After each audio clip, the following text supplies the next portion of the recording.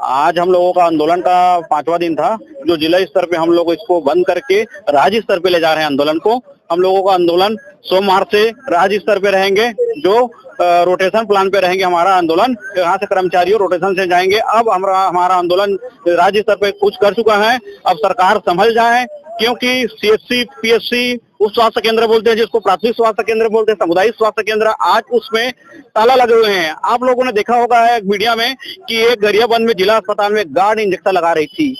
वहां के डॉक्टर क्या बोल रहे हैं पता है? एनएचएम कर्मचारी हड़ताल पे हैं। मतलब इससे आप समझ जाओ कि छत्तीसगढ़ की स्वास्थ्य व्यवस्था चरमार आ चुकी है। मतलब व्यवस्थाएं इतनी ढीली हो चुकी हैं कि स्वास्थ्य मंत्री को पता नहीं है, क्योंकि वो एसीओ के और उस गाड़ियों में घूम रहे हैं।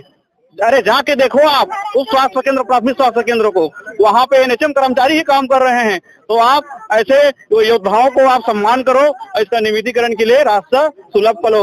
जैसे कि बिहार है, राजस्थान है, एमपी है, महाराष्ट्र है, हरियाणा है, उसके फार्मूला पे आप छत्तीसगढ़ में भी लागू करो। सेंट्रल गवर्नमेंट तो राजी है, सेंट्रल गवर्नमेंट तो डायरेक्ट बोल चुका है कि एनएचएम कर्मचारी को आप नियमित कर सकते हो हमारे तरफ से, क्योंकि हम अपना 60% का राशि है हम कंटिन्यू देना चाहते हैं। बाकी आप अपना नियमितीकरण राज्य में कर सकते हो। तो सरकार समझ जाए, नहीं तो हम आर पार के मूड में हैं, क्योंकि हमने कोरोना जैसे महामारी से नहीं डरे तो हम सरकार से क्यों डरेंगे। गंगाराम धीवर, राष्ट्रीय स्वास्थ्य मिशन छत्तीसगढ़, एनएचएम कर्मचारी संघ, बलौदाबाजार जिला उपाध्यक्ष। 20 तारीख को हमारे हड़ताल में एक गतिविधि शामिल किया गया था, जिसमें था कि पुतला दहन। हम किसी नेता या मंत्री का हम पुतला दहन नहीं करना चाहते थे। हम एक संविदा जो बहुत गंदी और गलत कुप्रथा है, उस कुप्रथा को बंद कराने के लिए हम पुतले के सिर पे लगाए हुए थे कि संविदा प्रथा लिखा हुआ था। उस प्रथा को बंद कराने के लिए हम उसका पुतला दहन करना चाहते थे, लेकिन कुछ पुलिस वाले आए और हमको पुतला दहन करने से मना कर दिया। मना क्या किए, उसने पुतला को उठाकर साइड में ले गया, उनको बढ़िया सुला रहे थे, उनको हवे में पंखे दे रहे थे, पानी पिला रहे थे।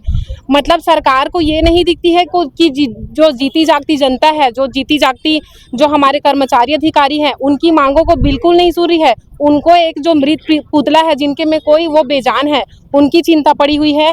एक बात और कहना चाहती हूँ सरकार से, मैं यही अनुरोध करना चाहती हूँ, अभी जो सीजी व्यापम की जो वैकेंसी निकली हुई है बहुत सारे पदों के लिए, जिसमें स्टाफ नर्स की वैकेंसी है, उस वैकेंसी का मैं बात करना चाहती हूँ कि जो कोरोना वॉरियर थे, उन लोगों को जो बोनस अंक मिला हुआ है और ऑलरेडी जो एनएचएम में जो कर्मचारी काम कर रहे हैं, उनको पहले प्राथमिकता दी जाए, उनको बोनस अंक का फायदा दिया जाए।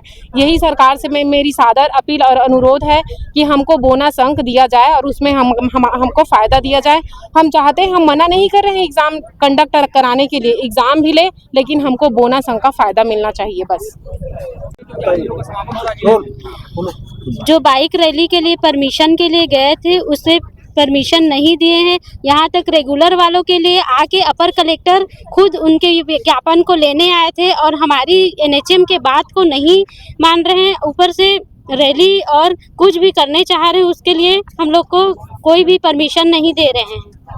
और आगे कुछ, एनएचएम एकता जिंदाबाद, एनएचएम एकता।